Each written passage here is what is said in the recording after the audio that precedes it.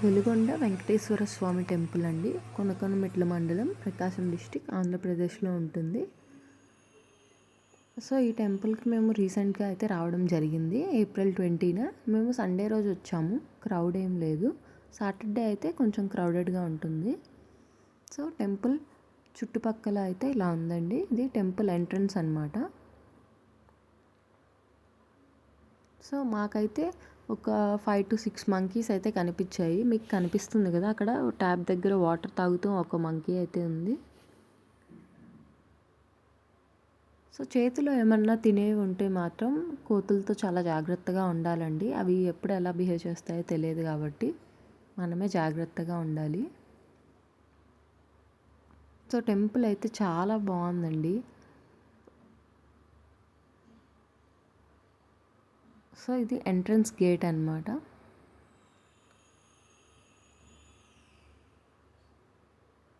కొండని చూడ్డానికి అయితే చాలా బాగుంది అసలు.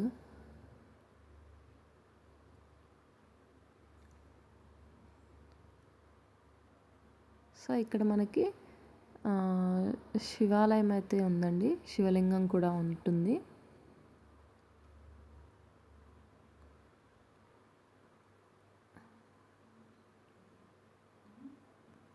నంది ఫస్ట్ శివుడిని అయితే నేను దర్శించుకున్నానండి. ఇలా కొండ గుహలో ఉన్నట్టు ఉంటుంది ఇక్కడ.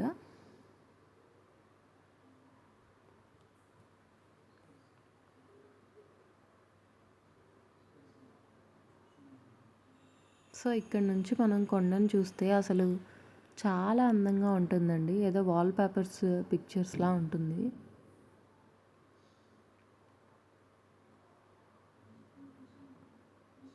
సో ఇది ఇక్కడ గర్భగుడి ఉంటుందన్నమాట. ఆ గేట్ ద్వారా, ఈ గేట్ ద్వారా మనం లోపలికైతే వెళ్ళాలి. గర్భగుడిలో అయితే నేను వీడియో తీయలేదండి.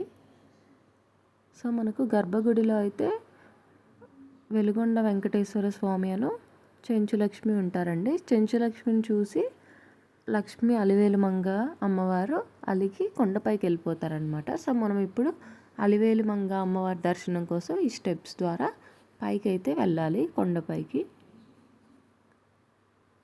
సో స్టెప్స్ అయితే ఇలా ఉన్నాయండి. ఎక్కువ స్టెప్సే ఉన్నాయి. కొంచెం పెద్దవాళ్ళు ఎక్కడం అయితే కష్టం అనమాట. మోకాలు నొప్పులు ఇలా ఉన్న వాళ్ళు అయితే ఎక్కలేరు.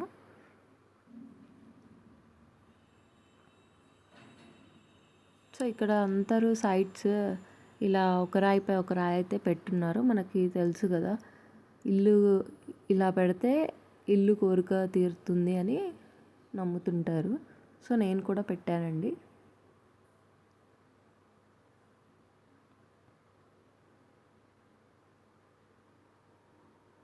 చుట్టూ ఈ స్టెప్స్ పైకి ఎక్కుతూ కూడా మనం లొకేషన్ చూడొచ్చు, ఎంత బాగుందో. ఈవినింగ్ టైం అయితే చాలా బాగుంటుందండి. మనకి గోపురం కనిపిస్తుంది కదా, అదే అమ్మవారి టెంపుల్ అన్నమాట పైన.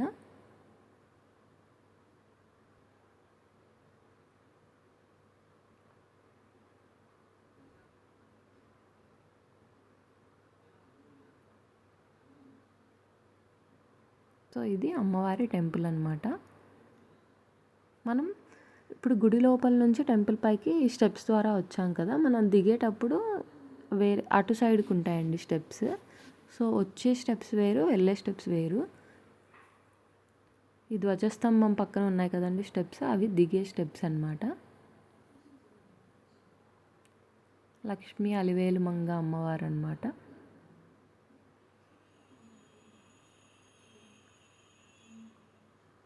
సో మనకి పైనుంచి అయితే ఇలా కనిపిస్తుందండి.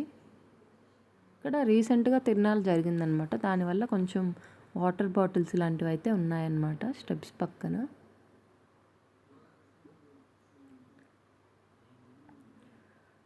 సో యాక్చువల్గా ఈ స్టోరీ మనకి భాగవతం దశమస్కందంలో మెన్షన్ చేశారండి. ముచ్చుకుంద మహాముని అని ఆయన ఒక మహారాజు అనమాట.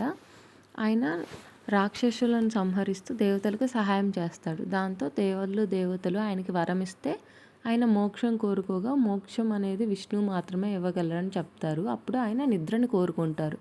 సో ఆయన్ని ఎవరైతే నిద్ర నుంచి డిస్టర్బ్ చేస్తారో వాళ్ళు భస్మం అయిపోతారనమాట.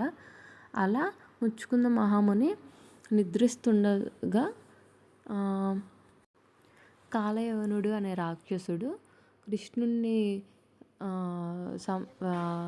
కృష్ణుణ్ణి ఫాలో అవుతూ వస్తాడనమాట. సో అతనే కృష్ణుడు అనుకొని ఆ రూపంలో ఉన్నాడేమో అనుకొని చెప్పి అతను ఈ ముచ్చుకుంద మహామునిని టచ్ చేస్తాడనమాట. సో ముచ్చుకుంద మహాముని కళ్ళు తెరవగానే కాలయవనుడు భస్మం అయిపోతాడు.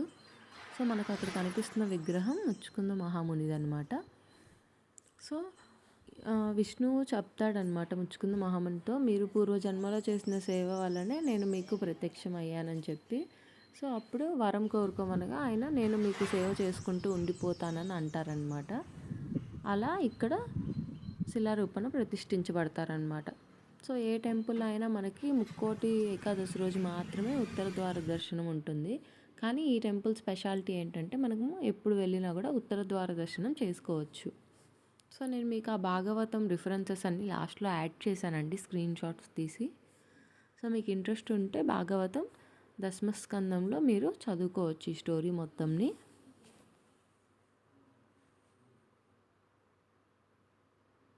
సో టెంపుల్ అయితే చాలా బాగుంది. మనకి ప్రతిరోజు ఓపెన్ చేస్తారండి టెంపుల్. మార్నింగ్ 7 నుంచి ఈవినింగ్ 5 వరకు ఉంటుంది. సాటర్డే అయితే 5:30 వరకు ఉంటుంది. సాటర్డే అయితే కొంచెం క్రౌడ్ కూడా ఉంటారనమాట. రిమైనింగ్ డేస్ ఖాళీగా ఉంటుంది కొంచెం.